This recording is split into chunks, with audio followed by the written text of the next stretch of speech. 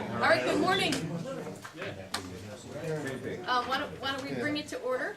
I'm passing around the assignment, the attendance sheet. It's really just a tick box. I ticked most of you guys that are here. Please though, everyone in the back and the guests, please sign in. There is another sheet going around. Make sure we have everybody down that's here and get credit for it. Thank you all for coming this morning. Thank you for finding the new building. You know, it's not that we like to play tiddlywinks with you and keep you moving around the county, but this is a much nicer space. And the other place, we had just outgrown it really, and this works out much better. And you know, being juxtaposed to the airport, I think everybody can find it. So welcome and thank you. I'd like to bring up first the review of the minutes from our November meeting.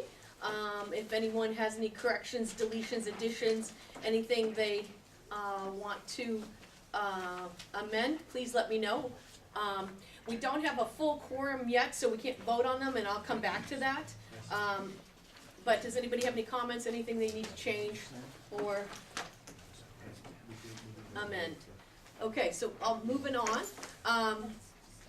Under old business, we have the 2015 collaborative protocol rollout. I'm pretty sure each one of you received a attachment from Bill here at the office, the latest revision, and with it is, you know, the color-coded, same kind of formatted protocol, so it should have been attached to everyone so that you can look at them.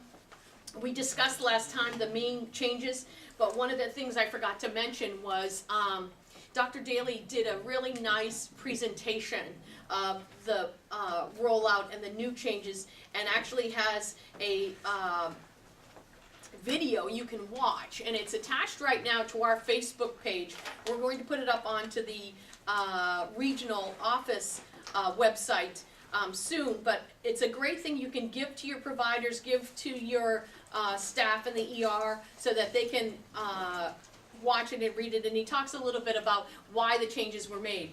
Dr. Daly's very central in terms of taking in all the information where it comes from each one of the regions, and he tries to put it all together and say this is why we're making these decisions, and it's always made in such a way that all of us vote on it.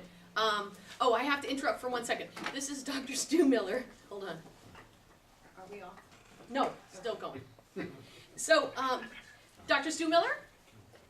Hey, David, thanks for calling in. This is Pam. So I'm going to adjust the agenda right now. He had to call in, but I want him to be here to discuss with us the new helicopter protocols. So I'm going to turn it over to you, Dave. I just had started the meeting just through a couple things, but we're going to alter the agenda just so we can have you on here now and have you go through the helicopter committee report and the new protocols. Hold on. Thank you, ma'am. Okay, go ahead.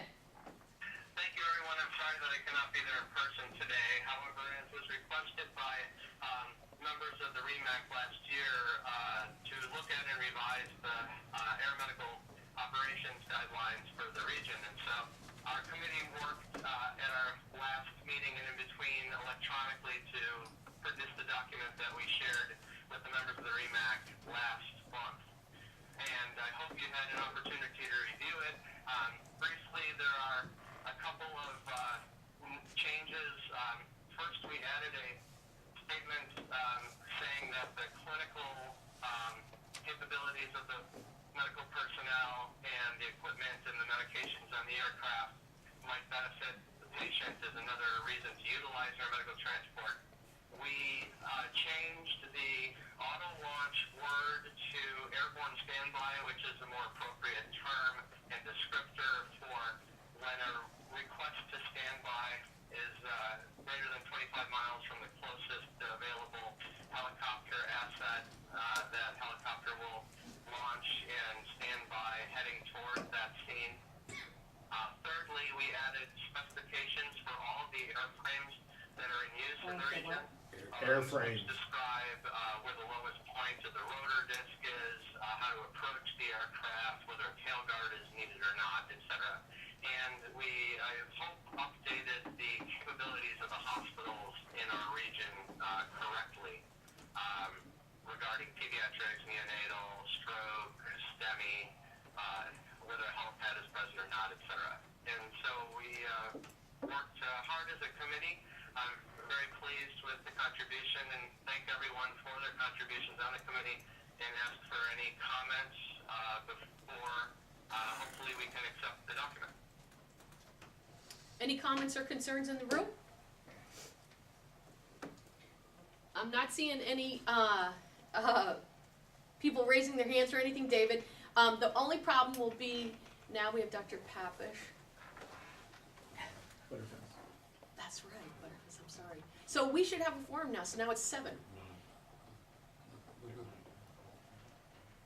Yeah, so we can vote on them, David. I thought we didn't have enough, correct, but he counts in my eyes.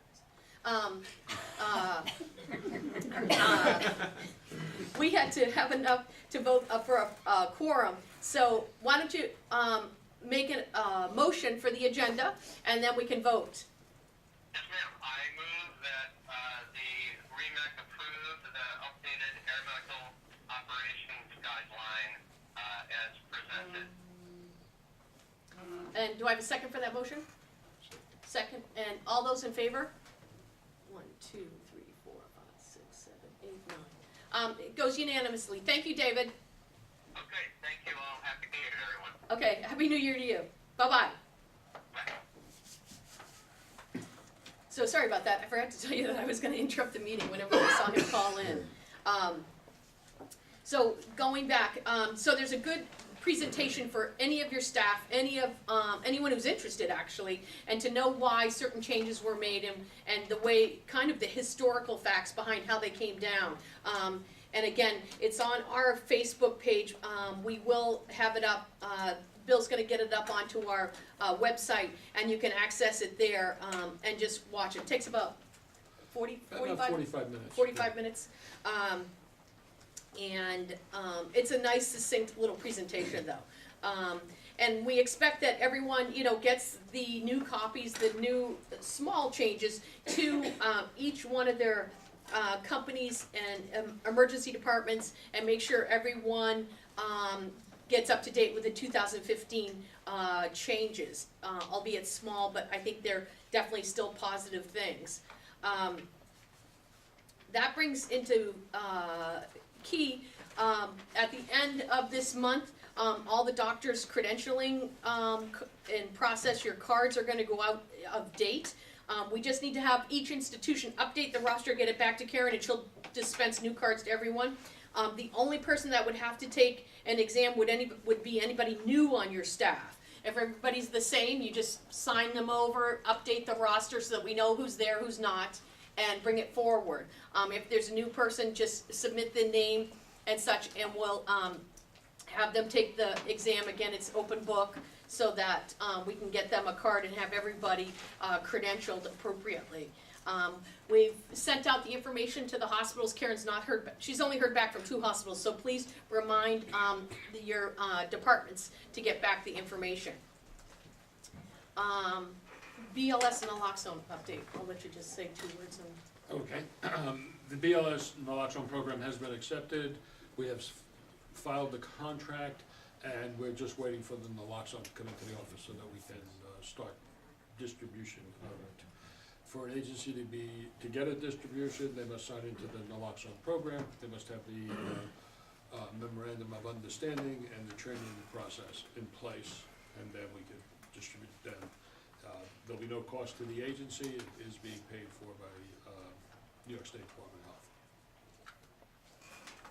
of Health. So that's going to provide it for BLS agencies, AOS agencies as well, or just for BLS and police? BLS agencies, BLSFR, and police. Okay. Old business, you have also down Ebola here. I don't think there's much more we could talk about on Ebola. Did you want to bring anything else up? No, just that it hasn't gone away. Yeah.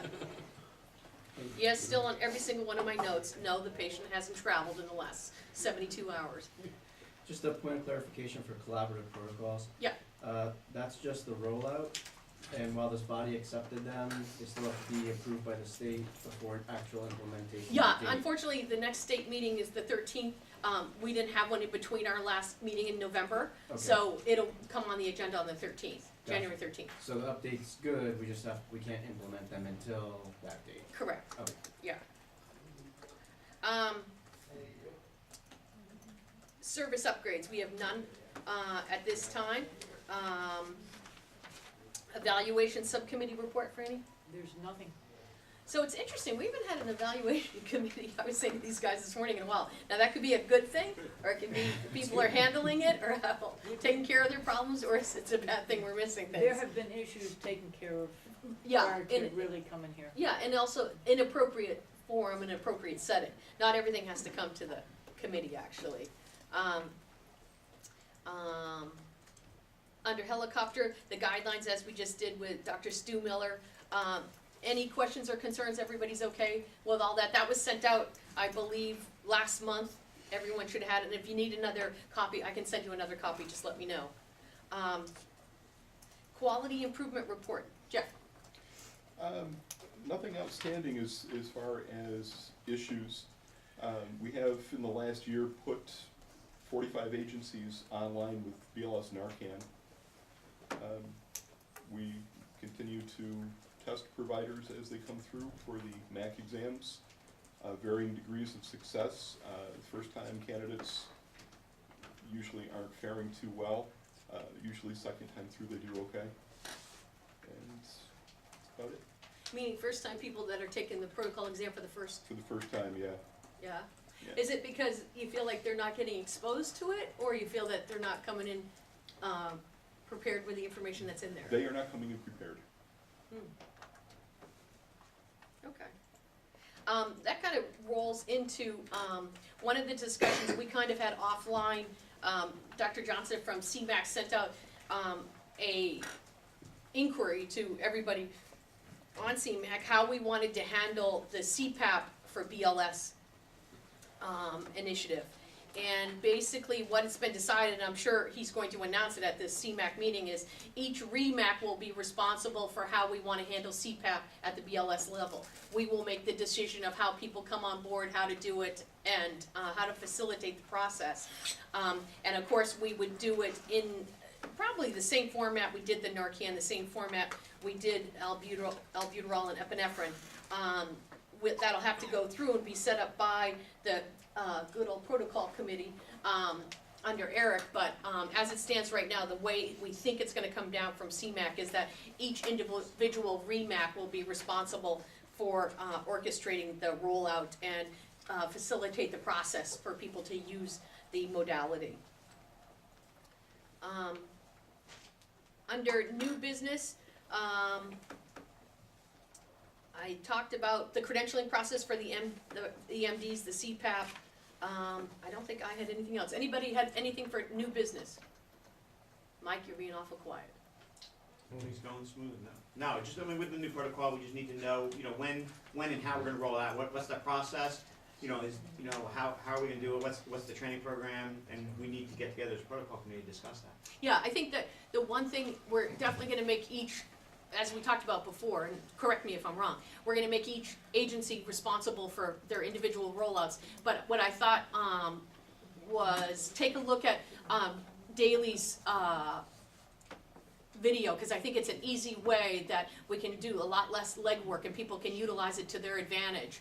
It definitely explains it very well, and he's a good speaker, and talks about the new additions that we put in there and why we changed things, and some of the information behind it, which I thought was good. So that will be the way it's done. In terms of, we didn't put really a date out there in terms of people having to come back. It's more so, it's just such a few things. It's really just to keep people going and updating on it. And per se of a rollout, I think each individual agency just has to make sure their guys are up to snuff, guys and gals. When I say guys, I mean both. Right, I mean, but like David said, we need to wait till we get state, so Yes. that the agencies are clear. We should not be implementing it until we get state approval to do that. I'm And then not obviously you totally, need to change your formulary as well. I'm not totally sure that that's correct.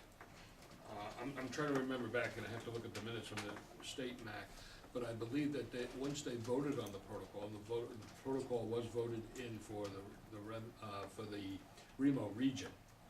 And I believe that they said that we just had to send a letter saying that we were gonna, that we adopted their protocol, the accepted protocol. as We're ours. part of the collaborative, No, I understand thing, that, but process. each region needs to get their own approved. But once it's been approved at the state level, I believe, as all we have to do is send them a letter stating that we will participate in that that already approved protocols. So I don't think we have to get ours reapproved. You don't remember that? I remember the vote, and I just, I think what I'm not sure of is now that we're in the collaborative, if any one region within the collaborative gets an approval of the protocol, if the others can just, marry into it just by a letter, That's I what I'm thought not sure. this is the way, I thought it was, because the way the collaborative protocol's written, each one of us are outlined in that collaborative body. So each one of the regions are there, and we're under that region. But I don't remember them, my thing is, I don't remember them approving it at the November meeting, because I went to standard. So I think it's gonna have to be this meeting, to be honest with you. I don't think it went through. I mean, they put them forth to be looked at, but we didn't vote on them that meeting. I thought we had information, but not a vote. Correct, that's what I thought, but, in terms of the way it works, because we're part of the collaborative, we will be always accepted as one huge entity. It's not gonna be like each individual person has to do it. We are as part of that entity. Yeah, for protocol issues, I'm Correct. sure, but you still preserve your own identity for Yes. individual. Yes, you can have some changes and differences, there's gonna be some, like we have, nitrous. There's gonna be some differences region-wise and region-specific. But it always is gonna say on there, people can have it if they have the resources and whatever they need. Like ketamine, not everybody's gonna be carrying ketamine, but some areas are gonna be very heavily into like every single agency carrying it. But logistically, the way it's now set up with the collaborative, each of the region has representation to Yes. a committee, right, that actually formulates it. So when it actually comes to a protocol issue, it's not really being brought by a region, it's being brought by the collaborative en masse, right? Correct, Okay. yeah, as a collaborative association together. And, I'll clarify whether there has to be a letter of understanding or a letter of agreement, I'll Yeah, clarify. And we first need to see if it was voted on. Yeah, I don't remember. Perhaps we should vote, whether we need to or not, if we vote on it, then it's free to send the letter, once we find out that they request a letter from us, we can say that we approved it, because we've all had an opportunity to review the 2015 rollouts. Okay, we can absolutely, do you wanna put a motion on the table just to approve the? Sure. I move that we approve the 2015 collaborative rollouts, With the new changes, the new addition of few, 2000, with the new changes, sure. okay. I'll second that. All those in favor? Just a question before you approve it. With that, do you want to establish a date? Presumably we're going to get it approved January 13th. Yeah, it's January 13 is the meeting. What would be our implementation date if you're going to approve it now? I mean, we're midway through the month when it gets approved at CMAC or SEMSCO. I don't think it's reasonable to implement, within the month of January or February perhaps, maybe March 1st. We could do March 1st? No later than March, because what we did, remember, when we went to this one, we let each agency pick their own date. Within a period of time, so maybe we say no later than March 1. That's fine, in terms of, making sure everybody's on the same page by then. By March 1. Yeah, if we say March 1st, that gives everybody enough time to make sure everyone reviews it, and make that a date going, set forth. Beyond that, we don't use the old protocols. It should be, Dr. Van Brokens is here now too. It should be, I'm pretty sure it's on this agenda, the January 13th. So, wanna do it again? Sure. I move that the Hudson Valley Remac approves the collaborative rollout for 2015, including all new changes that they recommended. And ask each institution or agency to start And no later than March 1st. it is our intent that every agency will implement by March 1st? Yeah. By March 1st, 2015. I'll second that. And all those in favor? 2, 3. Oh, Dr. Wilson's here too. Oh, sorry. Sorry, it's- I just arrived, it's so okay. I It's, don't know if I should vote. Yeah, it's to just implement the new protocols for 2015 with those little changes, addition of ketamine, you know, Yeah. yeah. Okay. By March 1st. And all those in favor, by March 1st. You're stepping in for Dr. Neifeld? Yeah, since the last meeting. She just needs your name. No problem. It should be in your notes from last meeting. It's Oh, yeah, he's supposed to- ARSHAD last name. I remember. Thank you. So I think it was unanimous all the way around. You said, okay. So unanimous again. Thank you, everybody. So one of the things, you know, I'll clarify that about CMAC, and I will send out a blast email after the 13th, just so we're all on the same page. But going forward, let's just make sure we have everybody on board by March 1st. That being said, there was no CMAC since our last November meeting. It is on the 13th, so there's really nothing to report there per se. And we are gonna bring forward the IT clamp like we talked about the last time.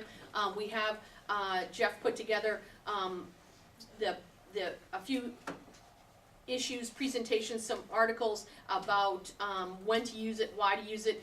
It came from back as far as, I think, 2 years ago. Mike Murphy sent it to me from Rockland.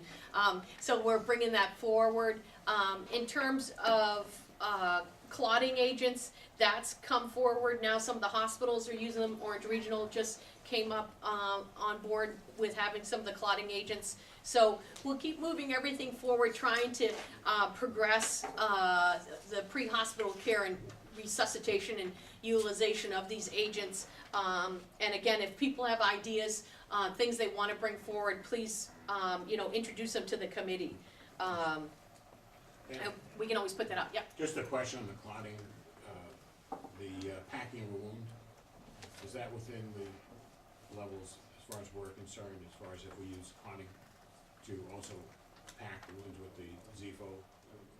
Yeah, I think one of the things that it should be is specified on there of, you know, how are you doing it, why you doing it, and the rationale behind it, but it's all inclusive. Because our tactical medics are attending programs that are risky, and they're Yeah. being told to Pack, pack the wounds Yeah. and also to use the expired. TXA and all those things, But yeah. also to use expired defibrillator pads for chest seals. and Yeah, to stuff. put it right Yeah, over it. So, but I just wanna make sure that if they show up in ERs, Yeah. What are you guys doing with this defibrillator pad on this guy's chest? No, but it actually is, it's a great thing. Anytime we can recycle things and use them for another modality, I'm totally in favor, because what do we do with all this stuff we throw away? You know, it's crazy, in terms of, you know, quantity and such. But I think,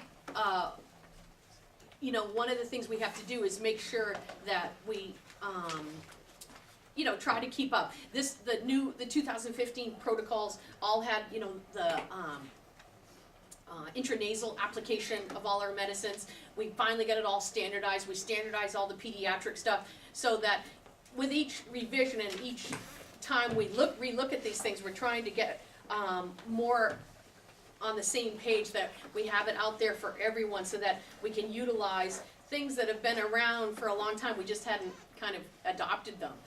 So I think it's all a good thing with this collaborative protocol. Okay. No problem. Pad proposals, EpiPen, albuterol, glucometer, Narcan. We don't have any proposals to be notified at this time. We do have a Department of Health investigation and a Department of Health suspension. We have here Coling Medical Transport out of Brooklyn, New York, is suspended for 3 years effective October 24th, 2014, for violations previously issued in a stipulation and order. I don't know what that is, neither here nor there, but Coling Medical Transport. Open forum. Any questions, concerns? Well, I know we passed over Ebola as far as nothing new, per se. But it's not a dead issue, and we're gonna be probably actively involved in discussions at state council this week. I know it for sure. Both about the commissioner's orders, you know, and how they were issued, how they were impractical. But again, That was like the clearest thing I've ever said, impractical. Go ahead. as far as a report card on how we did in the region, county by county, you know, I really think that's something we have to reflect on. We stumbled through to a large degree. And again, a lot of that was because the CDC constantly changing, the state health department, but if we really acknowledge the fact that the preparedness we needed to deal with it was not totally unlike what we were supposed to be already prepared to do with, you know, any bioterrorism risk that we faced, then we were ill-prepared. You know, and I think that that's something that, you know, we got caught short. I'll just be blunt, and many of our agencies threw up their hands.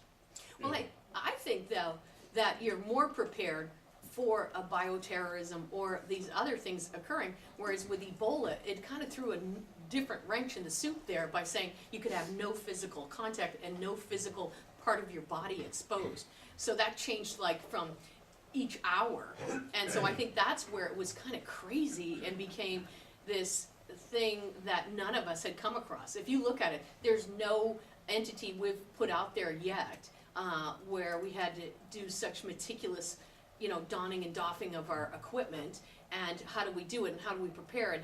You know, I don't think we've, in my lifetime, ever seen a letter come down from the Department of Health that says, okay, this is what you're gonna do, see ya, you know? So that threw a big wrench into it, so I think it changed everything. But I think you would have been more prepared if we had, you know, a bioterrorism attack here, we would have been better That's off. possible, but if you think about across the board spectrum of EMS, you know, the amount of even PPE that was at a rudimentary level Yeah, that was not already aboard units, or they were not either trained to use. I agree. And again, just, I'm talking about awareness, because we divide up into awareness and operational technician. People throw up their hands, and that's not something you can really opt out. So we're gonna have a discussion at state council. What it costs all of it, the hospitals got hit with, I'm sure, ungodly amounts of investment in it. I mean, corporately, we probably have like 75,000 or so, and it's ongoing, but, you know, if something were to happen, you know, there was, you know, this discussion of what would the county health department do, and what would the state health department do, what would the CDC do? And that kind of like should have been part of the pre-plan, which never Yep. happened. no, Some counties rallied to it, some counties did not. And it's really the first time I know of that we really had to lean on county health more than directly state health. You know, I mean, really, so much, every day we don't deal with county health, quite honestly. We operate under the state guidelines, state health department, hospital system. You know, we're, you know, dealing with Article 30, Article 28, but yet now county health, it was just trying to relearn, or not relearn, but really to establish a dialogue that should have probably existed. I would just like to see us not let this lie. You know, I'd like to see us, yeah, be proactive in region, terms of and learning. be proactive, and we did try to do that in the midst of the storm, but yet something that we should have had already. So I'm sure that Commissioner's heard it already, I'm sure we're gonna hear a ton of it at state council.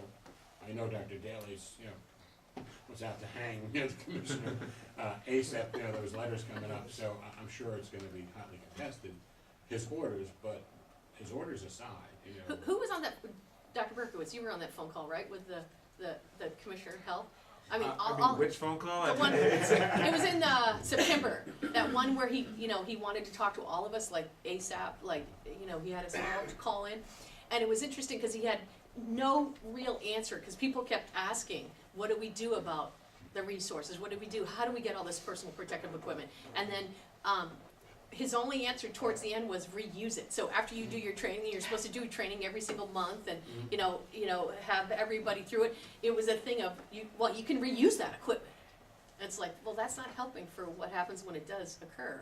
You know, so I have to be honest, we weren't getting answers.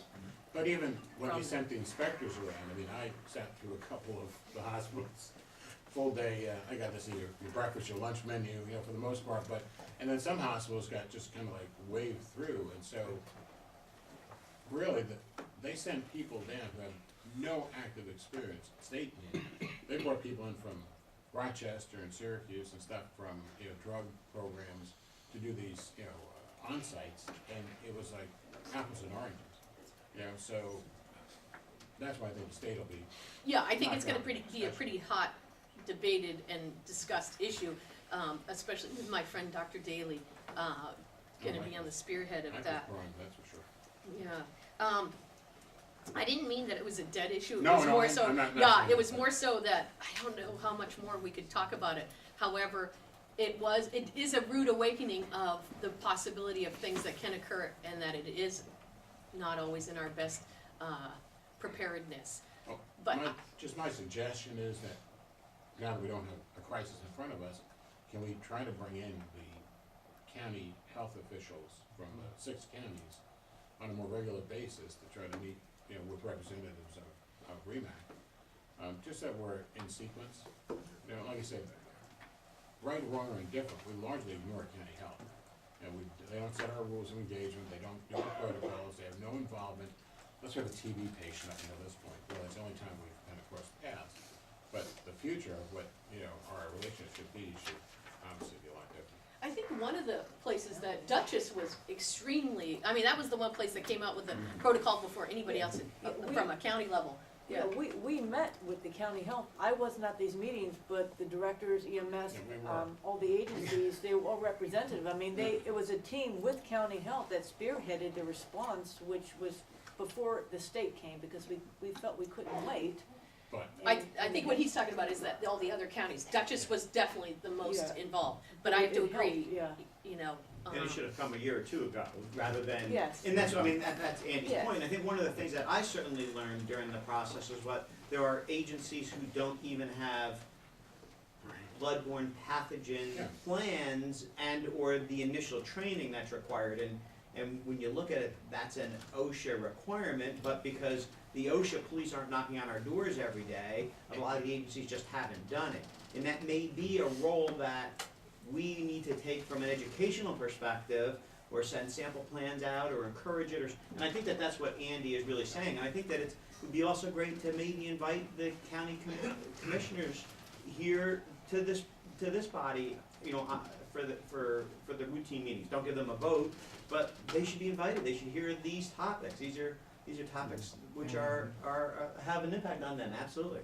well, I think we also should be working together with them, and sometimes, like, we don't even know who they are, But Right, the sure. interesting part is, for all agencies, they are, the minimum standard of OSHA requirements, they have to have PPE equipment for all their personnel. So that also comes back to an integration with us, because of those agencies, the majority have medical directors that are going to be participating in this, meeting, or in our ERs per se. So we need to make sure the word gets out there that we do facilitate that process, and we could be, more of an, avenue for information and assistance in helping people move in that direction, not, punitive or regulatory, but Yeah. more to try to facilitate, because everybody needs to at least have that basic OSHA requirements Yeah, met. and with the health department, I can't totally speak for Dutchess, but I know that we have been working with them for the Narcan and the rollouts. And they're very interested in been working with Jeff also, Butcher, in getting data from the region about what's happening in their county from the EMS perspective, and they can be a tremendous resource with this body as well. And so perhaps facilitating that dialogue with them will be helpful for the other counties too. So maybe what we can do before our next meeting's in, March, right? March 2nd, we could, put out a letter from the office, to each one of the, county Department of Health. And also, each time there's an election that changes sometimes, like, I'm not sure if Orange County changed or not, I mean, I actually don't know. For- Is it the same department, Commissioner of Health, who's the Department of Health for Orange County now? Avila? Yeah, see, that's changed, I had no idea. So that would be something that would be very important too. We send a letter to each county, Department of Health, and just invite them. This is what this forum is, it meets, 4 to 5 times a year, and that this is where it's discussed, and, the ability to have that input and all of us be in the same room is extremely important too. always, you know, when people ask me about this meeting sometimes, I'm actually surprised that some people don't realize that it has to occur and that we're here doing this and people are all in the same room. Might suggest we don't send a letter out until after we see the smoke settle or the dust settle. No, at it's State okay. Council. No, it's I know we're okay. walking out of No, it. no, we can still send out Because again, I mean, the invitation. county helped a lot of us out with some PPE, you know, we're trying to find pampers and stuff, but by the same token, the state now realizes where we're at, so we might get some direct relief, what I've understood, I'm not sure that is. But once we know that, maybe then we can compose a letter that's on, you know, on the mark for this county health program. Yeah, I think also, the other thing that brought up was, how, you know, there was no vendors even available to give this stuff. I mean, the hospitals couldn't get hoods, the hospitals couldn't get, you know, the right equipment, so can you imagine all these small little entities of agencies trying to acquire the, Well, the vendors actually lied in many cases, and even material management, the hospitals had problems when they deal with vendors who said that it would meet certain requirements and the stuff didn't, you know, so that was another issue that, people with large orders of supplies and PPE thought they scored well, find out that they're gonna be shipped back because they don't work as advertised. Just another quick on the topic is, I don't believe the agencies are completely familiar to that. They need to let the hospitals know who their designated infection control officer is, because on a daily basis, you could get a phone call from them, reporting, you know, a reportable disease. And I bet the majority of the agencies don't even have their designated officer on file with the hospital's infection control officers. And that may be something that the region could send out as a reminder to every agency, notify the hospitals that you transport to who your designated officer is. That's a part of the Ryan White Act. the Ryan White Act has been Yeah, there you forever. need to have that. Yeah, Except for a little period when it expired. I'm sorry? The Ryan White, except for a little period where it expired. Exactly, but well, it's back in now, thankfully. it was not included, yeah, but it's But I mean, still, almost annually, we should be sending, I mean, we send it to the hospitals annually, so that they have, so they're current on it. yeah, I mean, these are all things that, I think many hospitals are developing and having an EMS liaison person, and I think that's a very important person, because, it keeps the hospital up to date and hopefully has that information on board. And I think more and more hospitals or bigger medical centers are doing it, and I think that's something that everybody needs to be on the same page. There's no question, that communication. Even if you just had a simple, you know, meningitis come in, I mean, it's, Right. you know, it's all that, you know, communication. With TV more than anything else, actually. Anything else under new business? Along those lines, I just was wondering what people's experience both at their hospital and with their agencies about flu affecting them. Because we've had a number of, at our hospital, they implemented pretty strict rules about, you know, basically everyone had to get immunized. And so they had, you know, whatever, 99.5% immunization rate, yet on one unit, we had 10 people come down with positive flu. Okay, and so that became a big thing. And now I'm starting to see it in some of the EMS agencies are starting to have flu. And so in terms of developing policy, the hospitals basically said, you know, if you test out positive, you have to be off for, I think, 7 days, and all these rules. So I was just wondering what people's experience was with that, both at their hospitals, their emergency departments, and their EMS agencies. I don't know, if we, Laura, do we have an official thing of time frame? Do you have to be off if you're test positive for the flu? No, nothing official, but, you know, as far as in the hospital, if you're not vaccinated, you have to wear a mask and all. Yeah, they're very That's strict state- on that. that's Everybody state- has to wear the mask if It's you're, state mandate. yeah, if you're. But the relevant point is if you're infected, you're gonna infect other people potentially, and so it's. Yeah, I don't know of a policy that says X, Y, and Z, you have to be off for, if you're. What's it's a curious, positive. our Is that hospital free? infectious disease people say 3 days on town flu. If you feel okay, you can come back. I don't know how evidence-based that is or what That's right, that's what they say. CFO speaking, Yeah. Don't test, don't tell. Input from the staffing office. Well, and also, wasn't there a whole thing about how Tamiflu wasn't being effective for the flu strain this year? Besides that the flu vaccine wasn't either. Never was.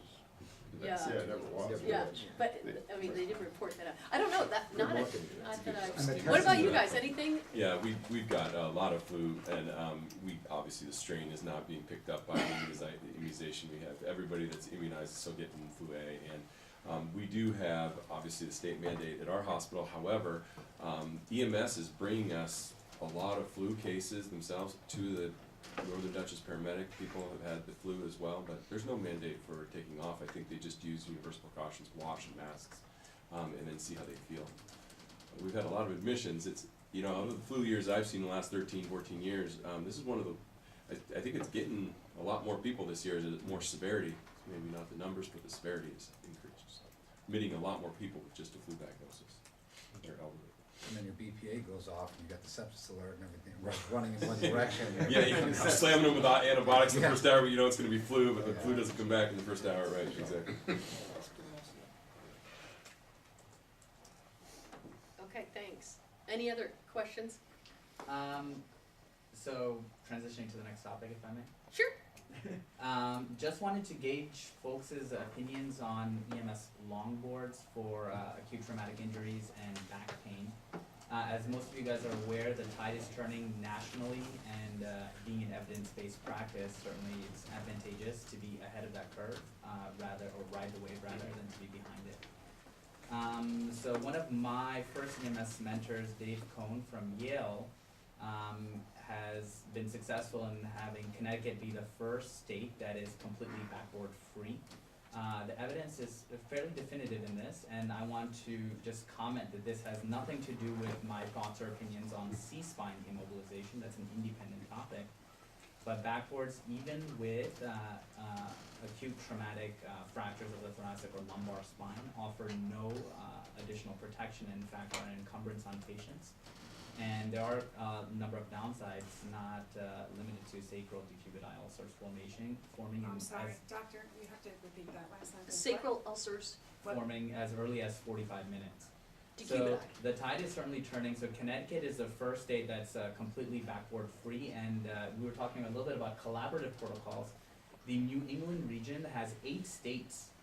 It's quite impressive actually that unify their both BLS and ALS protocols. And they're heading towards a backboard-free New England. There are several cities in Florida now that are completely EMS longboard-free, including Miami as well as Tampa. And both LA County and LA City are backboard-free, and a couple of other spots in the Midwest, Kansas City, I think, is on the forefront as well. I'm spearheading one of the efforts for about 75% of the BLS and ALS resources in New Jersey State. That's one of our goals for 2015, is to be more evidence-based and be backboard free. This is not some rogue emergency medicine practice. There's buy-in from the American College of Surgeons. There's buy-in from local trauma centers. It would be of great benefit to our patients. We're kind of in the habit of doing something because we've always done it. EMTs and medics are afraid, we're a level 2 trauma center at Mid-Hudson. Oh my gosh, did this patient need a backboard? Well, I didn't want to be restricted. I didn't want anything negative to happen, or in think terms along those lines. So I just wanted to plant the seed and just see where people are at, and just start to generate the conversation. Well, we, again, I'll go back to Dr. Daly. He brought that article from Yeah, American, absolutely. College of Surgeons, and brought it to CMAC, but it never, we didn't act upon it. We brought it there for informational wise from the collaborative committee, but nothing, I don't think anything ever came about it. They did move forward because they emphasized that it should be a transportation device and not a spinal mobilization device.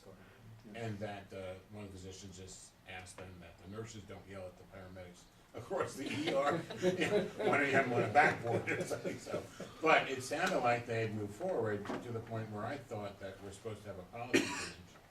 Well, I hope it's coming down, but nothing, I haven't seen anything, but what it was supposed to say was, it's still at the discretion of the provider at the scene. However, it was more to be utilized in terms of, do you need it to transport a long bone fracture, that's kind of the person that's their leg bent up behind them, versus really not an immobilization device. Because So they did move forward to hold harmless, right? Anybody Yes. that had used it. definitely it was hold harmless, but I haven't seen anything in formal writing But that. didn't they also create a tag to look into that is supposed to report on this? They It's asked a them to tag do that it. were operative for 3 years back in like the late. Understand that, but I Yeah. believe that they asked the tag to report I'll on the next. bring it I up think- again on the agenda for standards. I But thought that it was definitely introduced in that department article was what we gave forward, but I didn't see anything come out of it yet.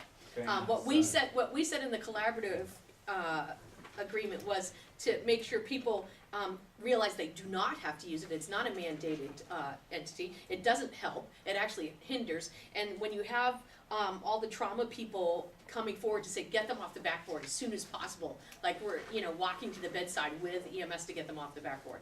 Then again, that's different from, cervical spine immobilization, that's totally a different entity, but, yeah, it's, Maybe I heard it differently, but I think Dr. Ahmed said that he would have it prepared for us for the next Remac meeting in March. oh, was that what he Isn't said? that, I thought Oh. that's what he said.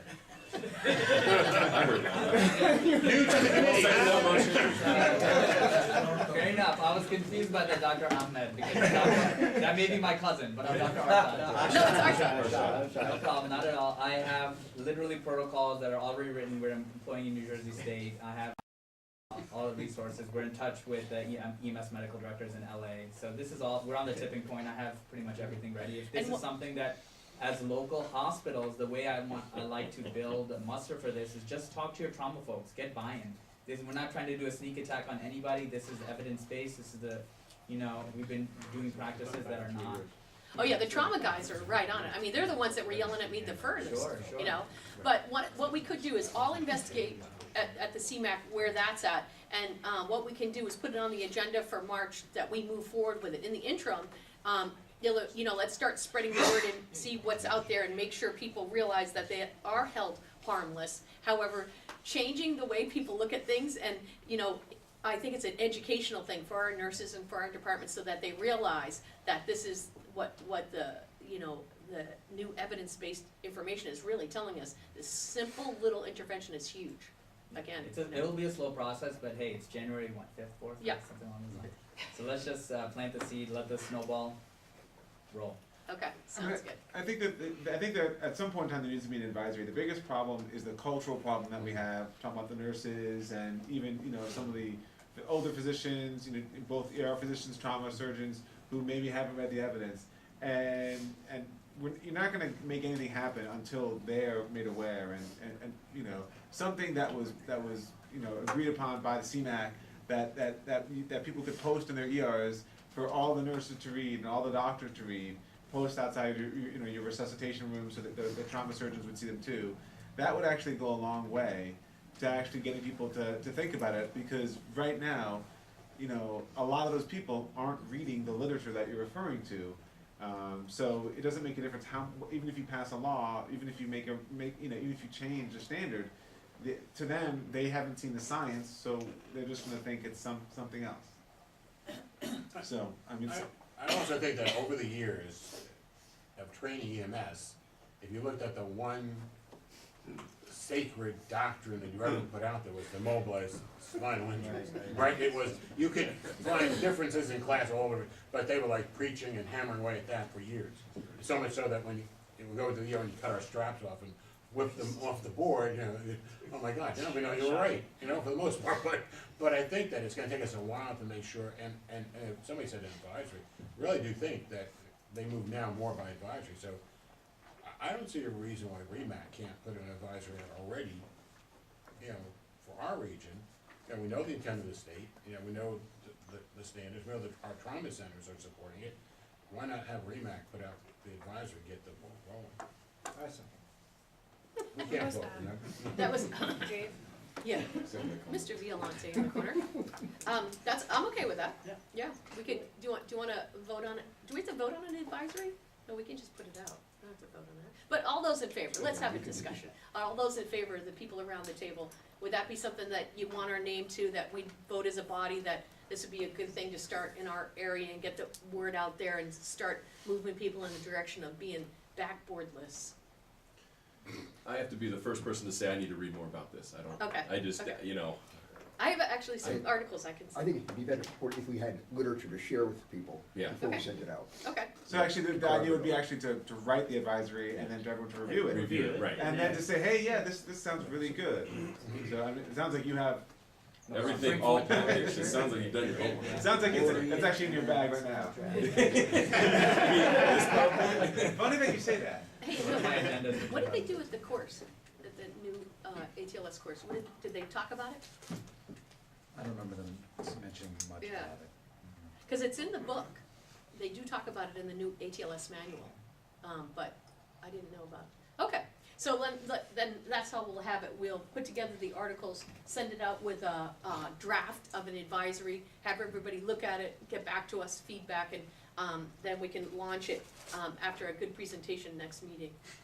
I mean, even if it doesn't say, even if it just says that there's no evidence, that it's even an advisory that it doesn't make a recommendation, even an advisory that just says, hey, everyone in our region, we just want you to know that this practice that we've been saying is really important. There's actually no evidence to support it. Do what, even an advisory that is that meek, people will be like, oh, well, I think that honestly, some nurses in my hospital, their jaws would just drop when they were like, oh my God, I can't believe there's no evidence for this. And just taking away the punitive aspect from pre-hospital care providers and be like, you know what, there are many cases where you guys, as EMTs and medics, are gonna be more evidence-based than the medical construct at large, so we wanna promote you to be the best providers that you can be. So just taking away any fear of danger, repercussions, I think is a good, healthy step. Sounds good. And I think the other thing that's very important there is the hold harmless. I'm pretty sure that passed.